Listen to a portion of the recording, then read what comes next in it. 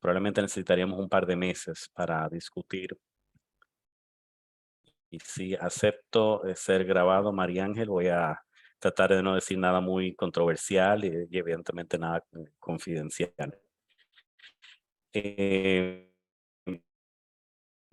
la idea del curso es lo siguiente, es crearles quizás más inquietudes y preguntas, hablar de jurisprudencia, no nos vamos a ir al detalle.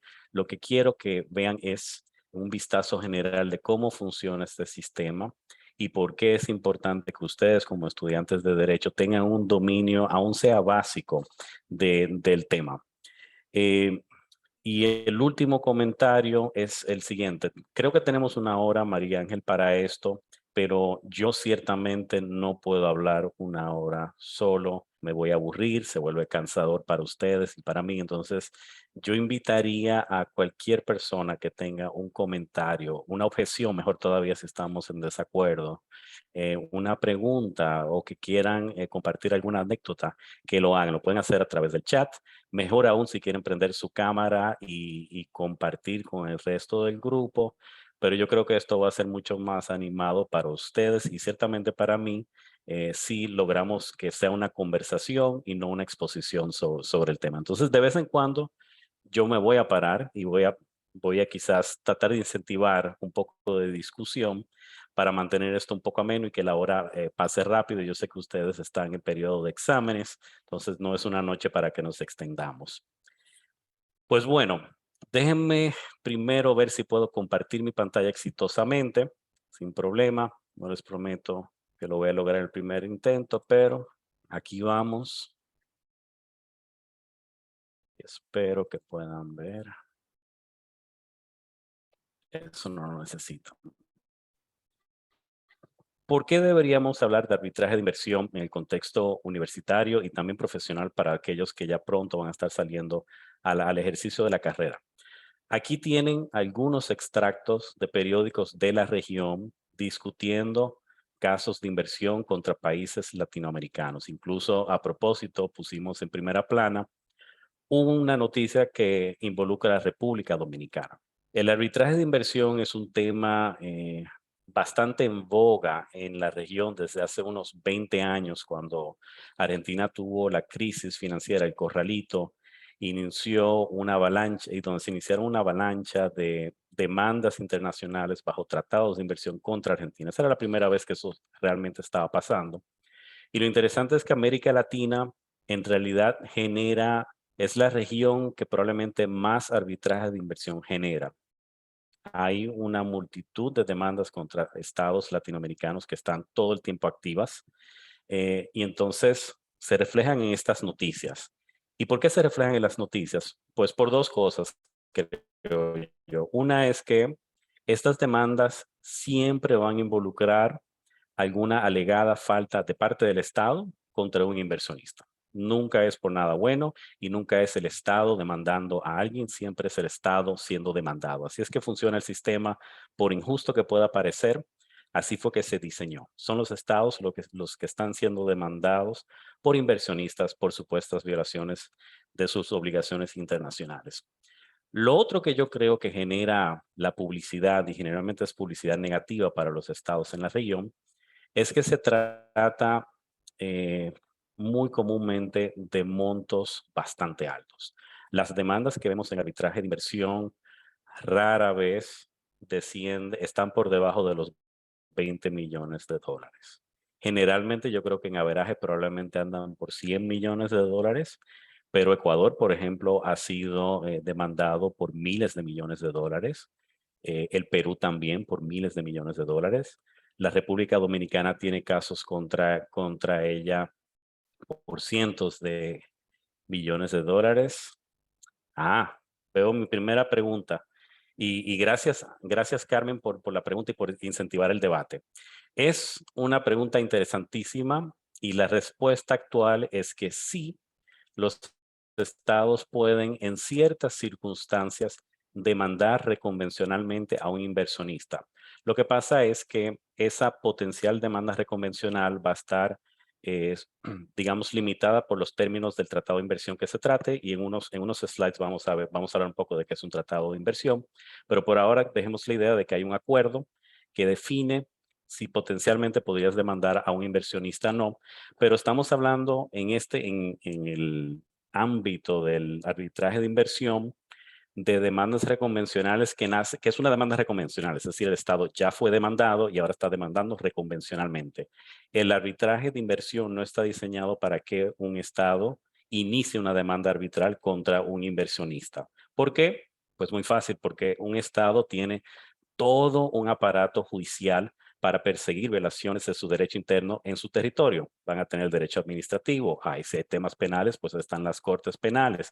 Si es un tema civil, quizás hay un contrato, se irán por el método de resolución elegido ahí. Entonces, el Estado no le faltan vías para demandar o perseguir a un inversionista que viole su derecho interno.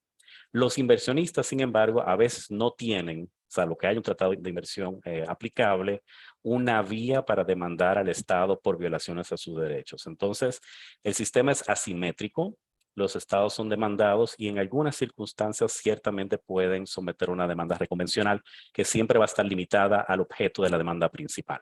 Y el primer caso donde sucedió eso fue, incluso lo tenía aquí en las noticias, fue el caso Perenco contra Ecuador, donde Ecuador logró obtener una compensación de $50 millones por contaminación medioambiental en el territorio de Ecuador relacionada al proyecto por el cual el inversionista estaba demandando. Entonces, ese fue el primer caso. Creo que no va a ser el último y creo que es algo que vamos a ver más y más, pero el sistema nunca va a cambiar de que el Estado es quien generalmente va a ser el demandado.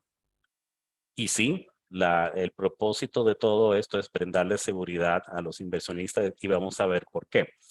Pero por eso es que el tema yo creo que se tiene que dar a conocer mejor por todos los estudiantes y abogados en la región y aquí en República Dominicana, porque estamos hablando de temas sensibles que se ventilan ante un tribunal internacional y estamos hablando de montos importantes. Entonces todo el mundo debería saber por qué está pasando esto y cuáles son, por lo menos a grosso modo, entender cuáles son las reglas del juego. Déjenme ver si puedo cambiar de slide. Sí.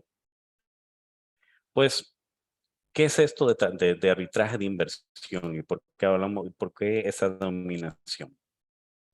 La gran mayoría de las obligaciones internacionales que se discuten en lo que se llama arbitraje de inversión van a nacer en lo que se llaman tratados bilaterales de inversión, TBIs, como lo ven ahí en el slide, o en tratados de libre comercio como el DERE-CAFTA, donde el DERE-CAFTA tiene una serie de obligaciones a los estados de cómo deben tratar a inversionistas extranjeros. Y entonces, estos instrumentos, aunque existen desde hace mucho tiempo, realmente cobraron mucha importancia tanto en número como en contenido en los años 90.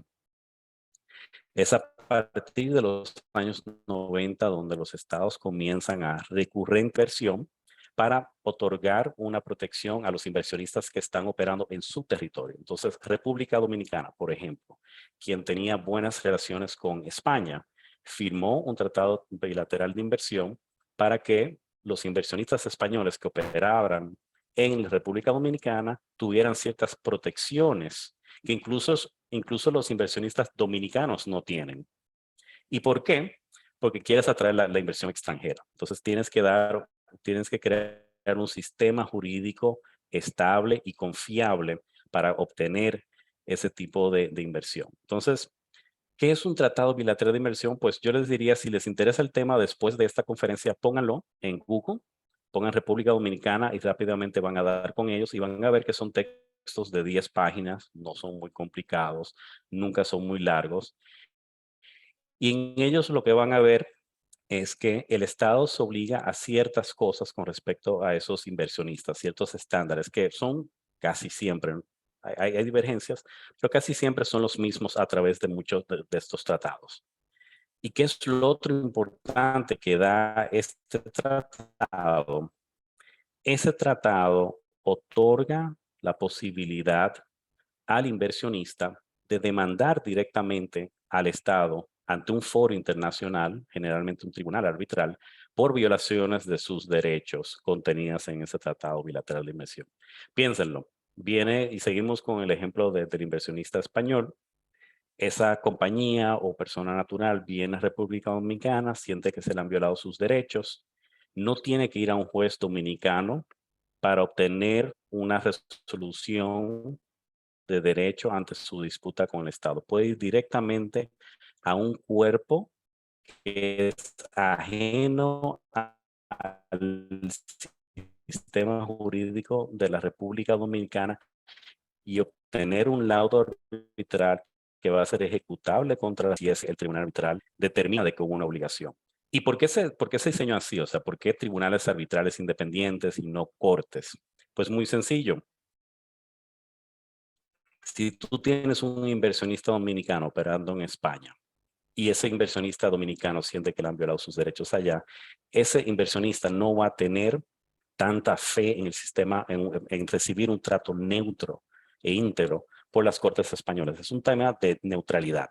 Estás buscando un foro que pueda dirimir esas disputas que no esté controlado ni influenciado por el Estado huésped. Entonces, las Cortes nunca realmente iban a ser una buena opción. Aunque los tratados bilaterales contienen la opción de ir a una Corte nacional, nadie lo hace. Ningún inversionista, prácticamente el 99.9% de los inversionistas que elevan estas demandas, las llevan a un tribunal arbitral internacional.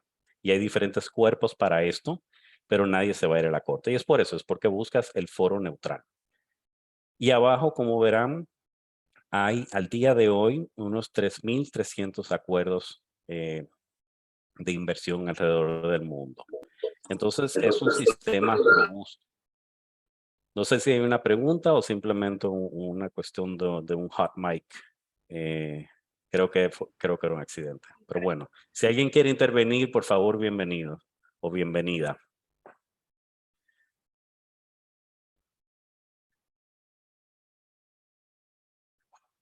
Y esto creo que ya lo expliqué.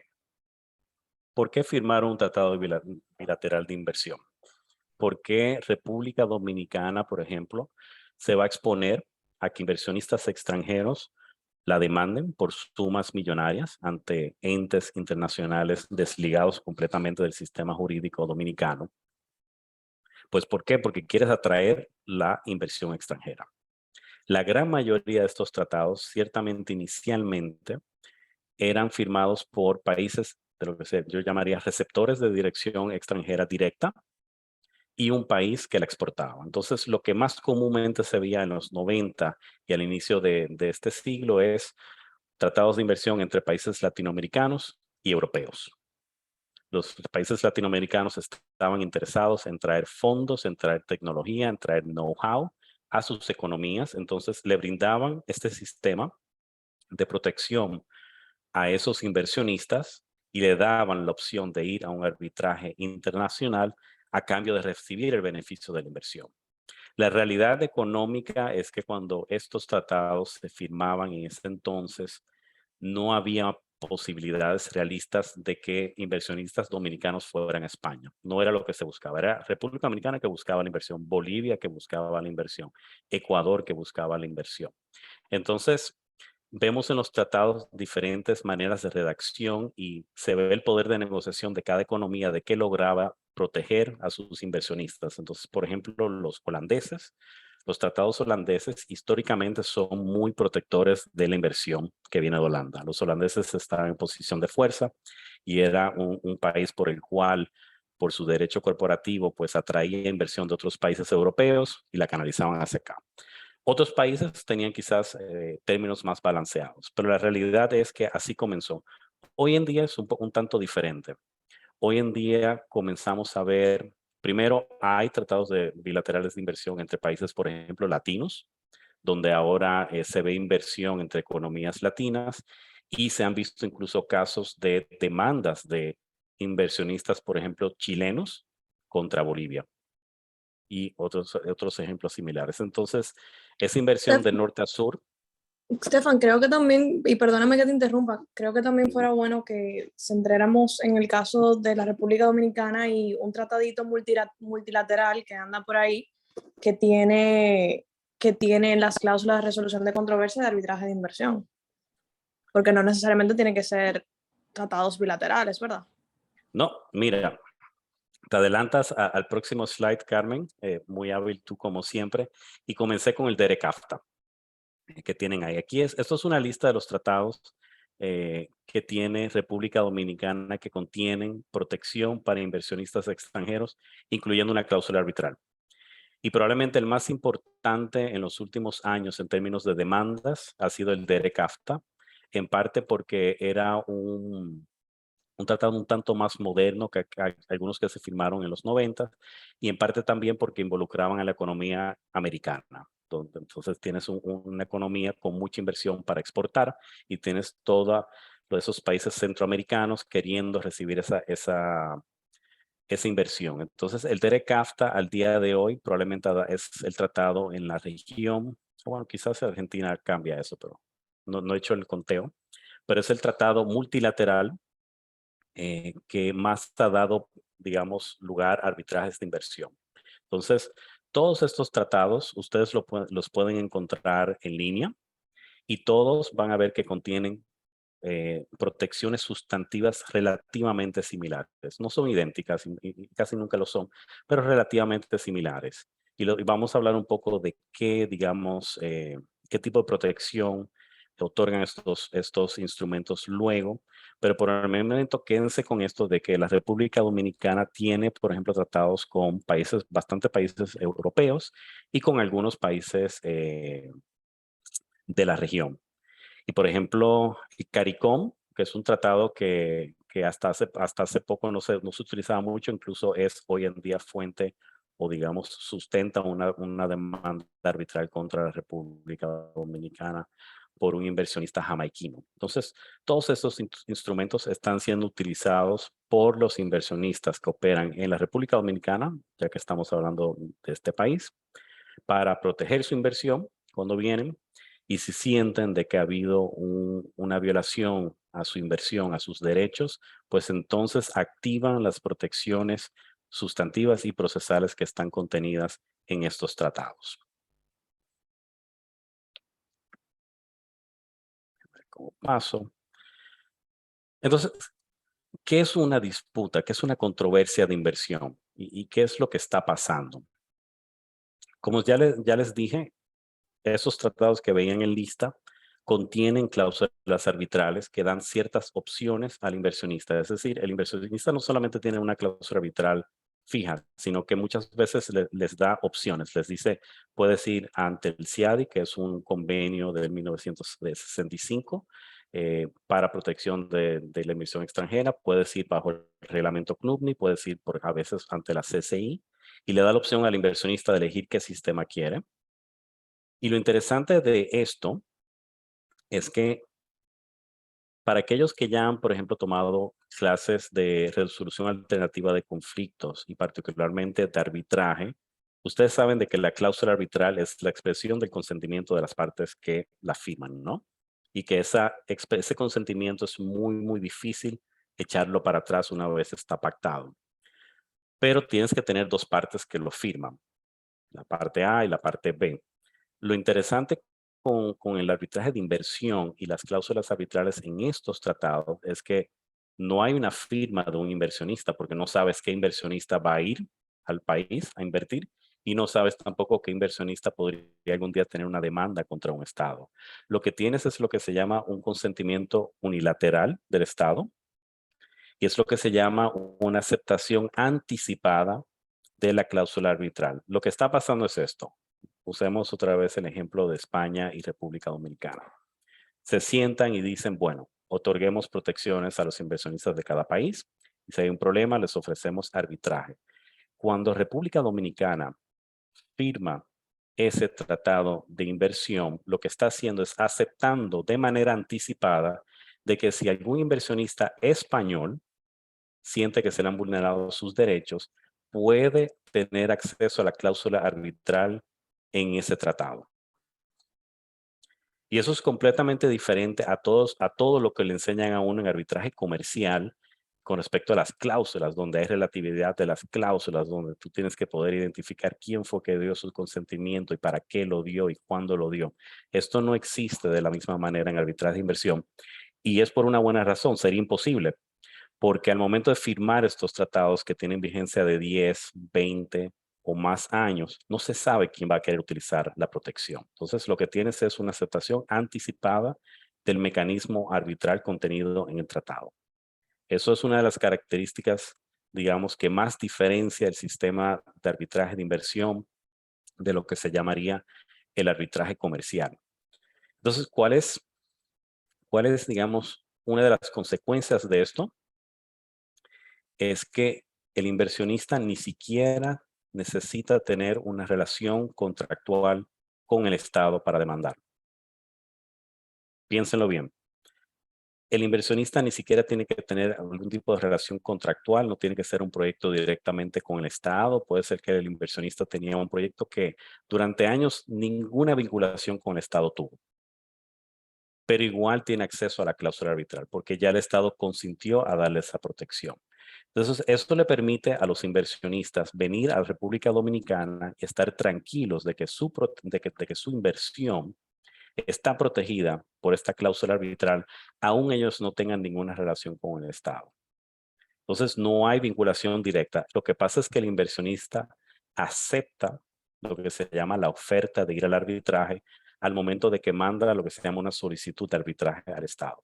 Entonces, ahí ya hay los dos consentimientos, se unen y se encuentran y ahí ya tenemos un procedimiento arbitral. Pero hasta ese momento no se necesita.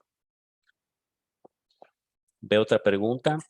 Sí, lo existe. Y aquí muy interesante, aquí sí volvemos a un sistema parecido al arbitraje comercial. Y hay dos opciones. En lo que se llama el sistema CIADI, y hago la salvedad, hablo del CIADI porque el CIADI es muy importante en el arbitraje de inversión, es un sistema muy comúnmente utilizado, pero la República Dominicana no es signataria de la Convención del CIADI. Entonces, cuando estoy hablando del CIADI, no estoy hablando de situaciones que aplican en República Dominicana. El CIADI tiene un sistema para revisar y anular laudos si es que hubo alguna violación. Hay algunos artículos específicos, entonces si tú estás en un arbitraje de inversión CIADI, tú vas a ir al CIADI que está en Washington y le vas a pedir a un comité de anulación que revise si ese laudo puede ser anulado o no. Si no estás en un arbitraje CIADI, pues entonces el laudo podrá ser anulado en la sede de arbitraje, tal cual como un procedimiento de arbitraje comercial. Porque una vez el inversionista acepta la demanda de hacer el arbitraje, entonces generalmente el Estado y ese inversionista, como en cualquier otro procedimiento comercial, van a acordar una serie de reglas procesales que rigen a su procedimiento, un idioma, qué árbitros van a ser y muy importantemente la sede del arbitraje. Ahí ya nos parecemos nuevamente a un arbitraje comercial. Entonces cuando sale ese laudo de inversión puede ser atacado y potencialmente anulado ante la sede de arbitraje y los causales de anulación van a ser idénticos a cualquier otro laudo que tenga sede en esa jurisdicción. Entonces, por ejemplo, si ustedes miran, le dan una ojeada a la jurisprudencia de la Suprema Corte, de la Corte de Apelación de Francia, y Francia, París, es una sede de arbitraje para arbitrajes, una sede muy comúnmente utilizada para arbitrajes de inversión. La Corte de Apelación francesa en años recientes ha anulado varios laudos de inversión, particularmente contra Venezuela, creo que fue el último. Entonces sí se pueden anular y se anularían de la misma manera que anulas un procedimiento, un arbitraje, un laudo comercial. Imagínate que por alguna razón en ese arbitraje entre el inversionista español y la República Dominicana se pacta que Santo Domingo va a ser la sede del arbitraje y eso no pasaría por temas de neutralidad, pero asumamos que sí, pues entonces el procedimiento de anulación se va a llevar conforme a la ley 489, idéntico que cualquier otro laudo arbitral que se ventile ahí. Entonces, tienes este acceso a esa cláusula. Como inversionista la aceptas, ya tienes al Estado vinculado y entonces lo interesante aquí es que sometes una alegación de una violación de tus derechos contenidos en el tratado y solicitas una compensación monetaria del Estado anfitrión por la violación a tus derechos. Puede ser una expropiación, puede ser de que consideres de que has sido discriminado, puede ser de que consideres que las acciones del Estado no están conformes, no son, por ejemplo, conforme a la equidad, no son coherentes, no son razonables. Entonces presentas eso a ese tribunal arbitral independiente. Aquí nuevamente muy parecido a un arbitraje comercial.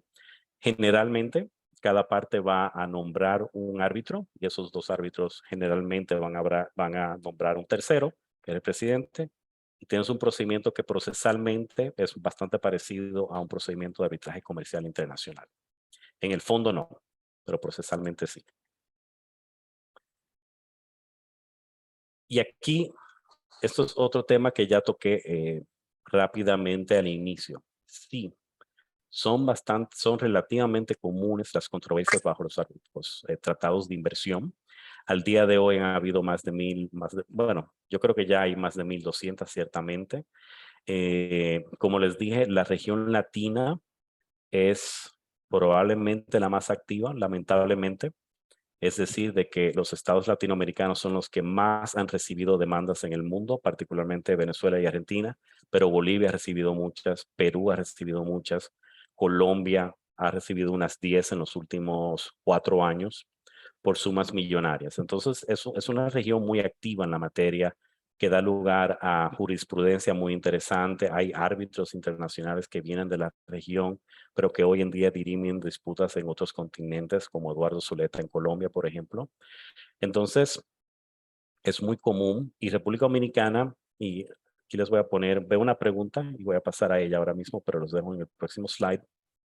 Esos son algunos de los arbitrajes que son públicamente conocidos, que se han lanzado contra República Dominicana. Hay más, pero estos son lo que tú puedes ir a internet y los vas a encontrar. Lo bueno para República Dominicana es que a República Dominicana le ha ido muy bien. En estos dos, creo que es TWC y Societe General, que en realidad era el mismo caso, hubo un acuerdo que entiendo fue beneficioso para República Dominicana, pero que en ese momento dio lugar a una jurisprudencia muy interesante sobre la definición de inversión. Corona Materials lo ganó República Dominicana por un tema de prescripción, era un caso de ERECAFTA. Valentine, que es el que tiene que ver con Hamaca de Dios, también lo ganó República Dominicana. Silverton fue retirado. Recalvi también lo ganó recientemente. Y los últimos dos, según entiendo, todavía están en curso. Y espero que a la República Dominicana le siga yendo bien. Pero lo cierto es de que República Dominicana recibe estas demandas arbitrales de manera relativamente frecuente. Yo diría que por lo menos una al año le entra a República Dominicana y, como decía, por montos relativamente altos. Hay una pregunta de Sabrina Lora.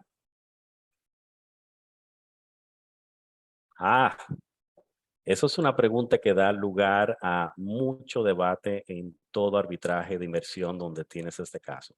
Lo que pregunta Sabrina es muy relevante. ¿Qué pasa si sí hay un contrato? Yo hablaba antes de que no lo hay, pero ¿qué pasa si lo hay? Como ustedes saben, hay que respetar las cláusulas arbitrales cuando están contenidas en el contrato. Es muy difícil escapar de ellas.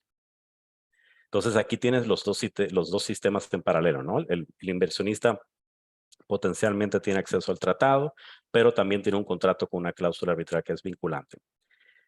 Pues la respuesta, en arbitraje de inversión no hay nada que sea siempre definitivo, siempre vas a tener tribunales arbitrales que opinan cosas distintas, pero la solución que ha surgido o que ha sido aplicada más comúnmente es que lo que tienes que determinar es cuál es el objeto del arbitraje.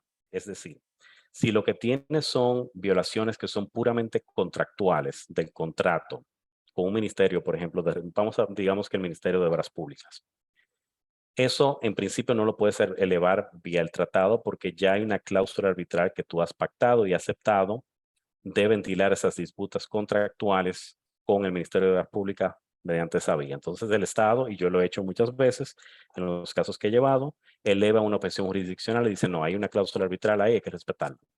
Pero si digamos, los hechos que alega el inversionista no están vinculados al tratado, o más bien, por ejemplo, quizás tienen que ver con otro ministerio, que no sea el Ministerio de Obras Públicas, quizás sea con Presidencia o con Medio Ambiente, o quizás sean actuaciones del Ministerio de Obras Públicas que no tienen nada que ver con contrato que tienes, entonces ahí te podrías ir por el tratado.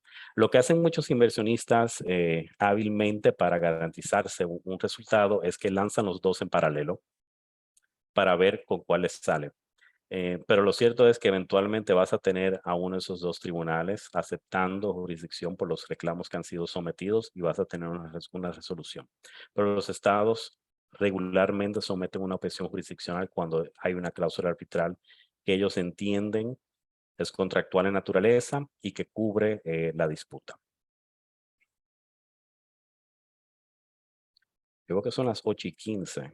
Vamos rápido. Ok. Los últimos slides que tengo, voy a ir un poco rápido porque son temas sustantivos. Les quiero hablar un poco sobre quién es un inversionista, qué es una inversión y un poquito sobre las protecciones.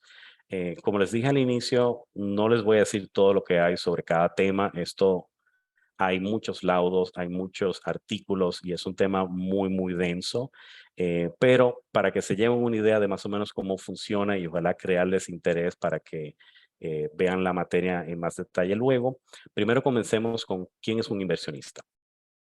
Bueno, pues lo primero es que si seguimos en el ejemplo de España y República Dominicana, para República Dominicana, el inversionista en el sentido del tratado son españoles y pueden ser personas naturales o jurídicas que están invirtiendo en el territorio dominicano. Es una definición que es bastante amplia si eres español, si efectivamente tienes la nacionalidad española. Y entonces, ¿cómo sabes que una persona o una compañía es española? Pues tienes que mirar el derecho español. La mayoría de los tratados dicen de que la nacionalidad del inversionista se determina según el derecho del otro estado. Entonces, si tienes a alguien diciendo yo soy español, pues tú tienes que ir a ver si el derecho español realmente le confiere la nacionalidad española a esa persona o a esa compañía.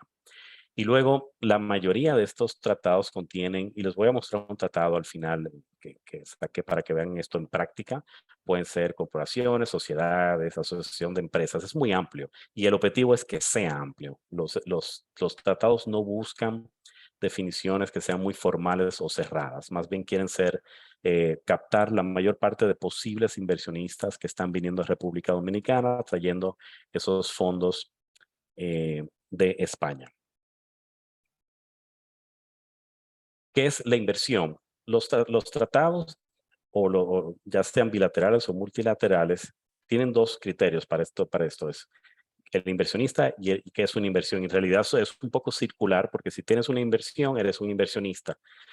Pero la mayoría de las veces casi que ni se define qué es una inversión, sino que más bien se dan una serie de ejemplos de qué es una inversión y es una lista no limitativa. Entonces, muchos tratados van a tener una lista como la que ustedes ven en pantalla ahora, que incluye obviamente acciones. Eso es súper fácil.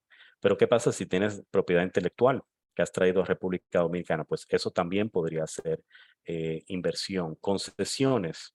La cantidad de compañías extranjeras hoy en día, por ejemplo, las carreteras han sido construidas, las mayorías, por compañías extranjeras que tienen un contrato de concesión. Esa concesión se considera en la mayoría de los tratados como una inversión. Entonces, si el Estado actúa contra esa inversión, en contra de sus obligaciones contenidas en los tratados, pues está protegida. ¿Y qué pasa si tienes algo que no está contenido en esa lista? Y la lista es amplia y vamos a ver un ejemplo luego, pero ¿qué pasa si no está ahí? ¿Cómo determinas o cómo pruebas que tienes una inversión? Pues la jurisprudencia, después de muchas vueltas, parece que ha caído en 3 criterios objetivos de lo que define una inversión. Entonces, una es un aporte. Es decir, tú tienes que tener algún dinero y lo estás aportando a la economía, lo estás trayendo al proyecto y eso es uno de los criterios, aportar algo de valor. Que haya un riesgo de parte del inversionista. Es un término más económico, pero tiene que haber un riesgo y tiene que haber una duración razonable. Por ejemplo, la venta de trigo con una sola entrega a República Dominicana, digamos, ¿Catalogaría como una inversión? Probablemente no, porque no tendría una duración razonable. Ahora, un contrato para vender y exportar trigo a la República Dominicana que se vaya a ejecutar sobre varios años y vayan a haber varias entregas, probablemente ya sí cumple ese criterio de duración razonable, porque se extiende en el tiempo. Pero operaciones que sean lo que yo llamaría en inglés un one-off, no van a estar generalmente cubiertas por la definición de inversionista. Y aquí estos últimos 2 slides es el tema de las protecciones sustantivas, es decir, cuáles son las protecciones que tú tienes como inversionista cuando vienes a República Dominicana. Pues las más importantes están aquí. Uno es que no puedes ser discriminado. Es decir, a ti como inversionista español, sigamos con ese ejemplo, no puedes tener menos derechos o ser tratado de una manera discriminatoria con respecto a 2 grupos de personas. Uno, los dominicanos. Tú tienes que tener los mismos derechos que los ciudadanos o las compañías dominicanas operando en República Dominicana. Y lo otro es, y esto es una protección muy común, es que otros inversionistas, por ejemplo, inversionistas de Costa Rica, que también vengan a República Dominicana, ellos también, tú deberías tener los mismos derechos que ellos. Eso es lo que se llama el trato de nación más favorecida. Con otra nación obtiene protecciones más importantes o más favorables que tu nación, pues tú inmediatamente accedes a esas protecciones. Entonces, ¿qué busca eso? Pues que los inversionistas españoles, cuando vengan a República Dominicana, tengan seguridad de que van a ser tratados de igual manera que todo el mundo. Luego está el estándar de trato justo y equitativo.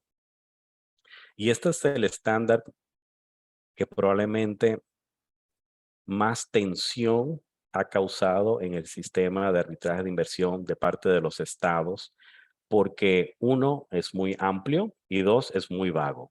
Nadie sabe realmente qué quiere decir trato justo y equitativo, qué es eso en la práctica.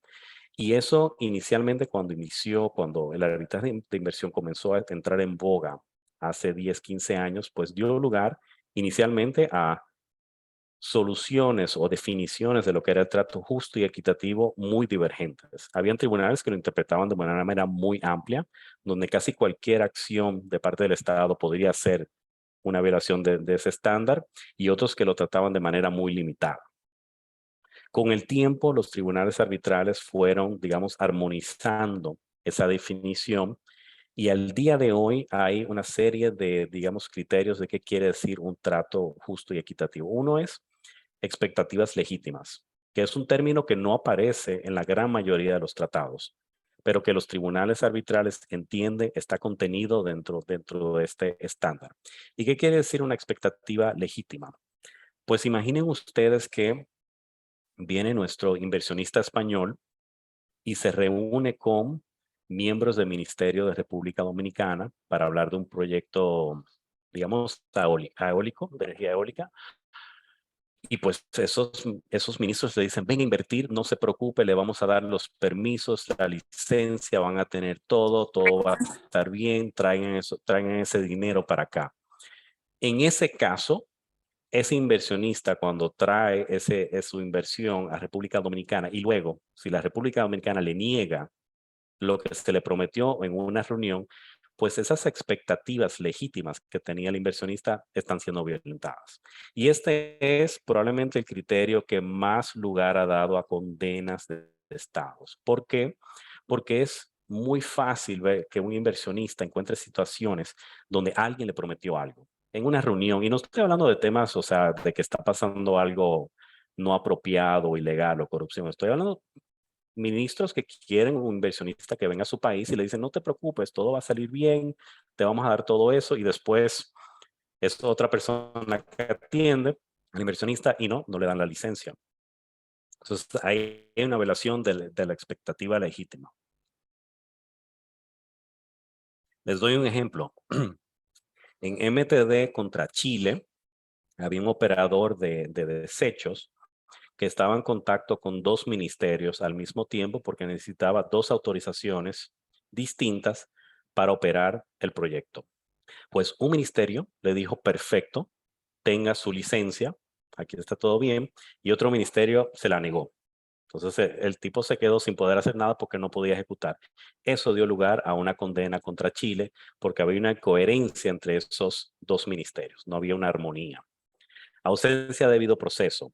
Si al inversionista no se le dan plazos razonables, si se le violentan sus derechos fundamentales de debido proceso, podría haber una violación del trato justo y equitativo.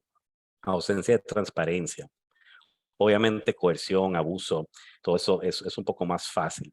Pero el tratamiento arbitrario, desproporcionado, inconsistente también puede ser difícil de regular porque cuando tienes proyectos que tienen, donde están involucrados diferentes ministerios, no muchas veces esos ministerios actúan de manera coherente, uniforme, no se están informando. Quizás tienes un ministro que se va a la prensa y dice algo negativo del inversionista, otro ministerio está diciendo algo positivo. Eso crea un trato inconsistente.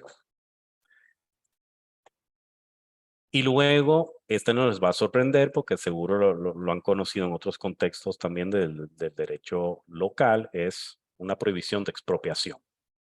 Y la expropiación está prohibida de dos maneras, lo que se llama una expropiación directa e indirecta. La directa es súper simple.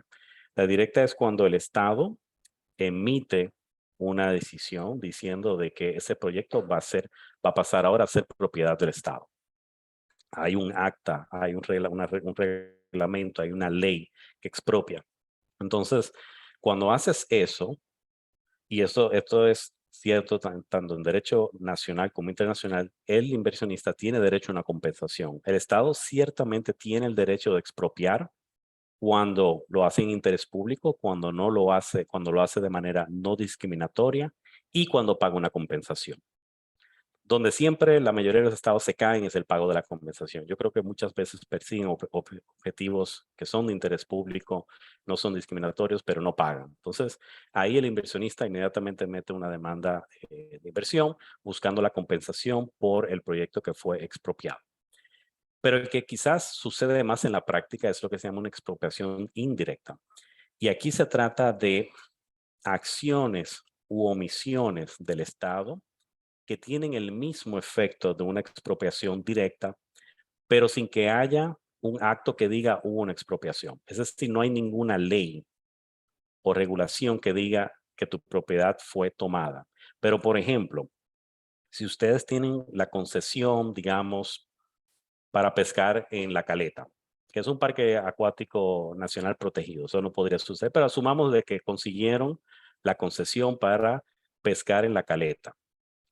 Si el Estado luego les pone, por ejemplo, policías a la entrada del Parque La Caleta, no les está quitando la concesión sigue siendo suya, pero les ponen un montón de policías que le impiden a ustedes entrar al proyecto y pescar, ustedes están siendo expropiados indirectamente. ¿Por qué? Porque estás perdiendo el control de tu inversión, no le estás sacando el valor económico que le querías sacar y entonces es lo mismo en términos económicos a que si te lo hubieran quitado.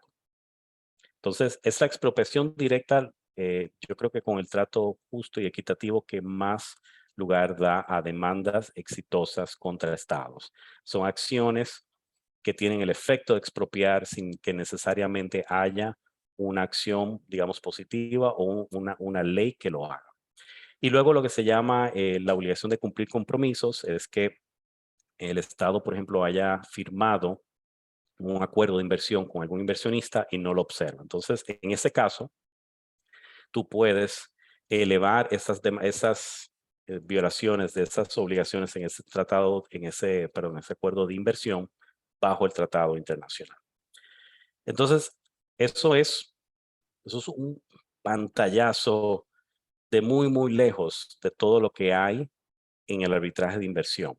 Por eso un mundo que yo les diría a ustedes que como dominicanos en un país donde se ven demandas contra el Estado, pero que por suerte al día de hoy el Estado le está yendo muy bien y ojalá le siga yendo así, ustedes tienen que entender cuando vean en los periódicos que hubo una demanda de un inversionista contra el Estado por cientos de millones de dólares y entiendan un poquito mejor qué está pasando. Esto está pasando en América Latina contra todos. Yo creo que va a seguir pasando. Es una materia que va a seguir siendo muy relevante y yo desearía que en el futuro hayan otras personas, y yo sé que Carmen, por ejemplo, es en el país una de las pocas personas que yo diría que realmente ha llevado un arbitraje de inversión porque trabaja en mi antigua firma Square Patton Bowes, que generalmente lleva defensa de estados. Pero yo quiero ver más personas. Entonces, por eso elegí el tema. Espero que les haya sido de provecho. Si tienen preguntas, si quieren estar en desacuerdo con algo que dije, un comentario, lo que sea, más que bienvenidos. Si tienen preguntas, este es el momento. Voy a quitar la... ¿Están tímidos o tienen hambre? Probablemente tienen hambre, son las 8:30, es hora de cenar y probablemente muchos están tratando de estudiar para los exámenes. Nada, pues agradecerle al licenciado Estefan Adel por enriquecernos con esta magistral conferencia sobre el arbitraje de inversión en la República Dominicana. De verdad que estamos sumamente agradecidos de contar con su presencia en esta noche, de haber sacado un poquito de su tiempo, que sabemos que es bastante Con gusto. para poder enriquecernos con sus conocimientos. Así que realmente estamos sumamente agradecidos con usted. Gracias a ti, María Ángel, por organizar todo. Creo que todo salió bien, increíblemente. Siempre hay un tema técnico, pero esta vez nos salvamos. Entonces, les deseo buenas noches a todos y les deseo mucha suerte en sus exámenes y disfruten sus vacaciones antes del semestre que viene. Muchísimas gracias. También agradecemos la presencia de todos los que se dieron cita esta noche para aprender un poquito más acerca de esta materia que es tan interesante e innovadora, pudiéramos decir también de igual forma. Así que nada, muchísimas gracias y feliz noche para todos. Chao. Bye.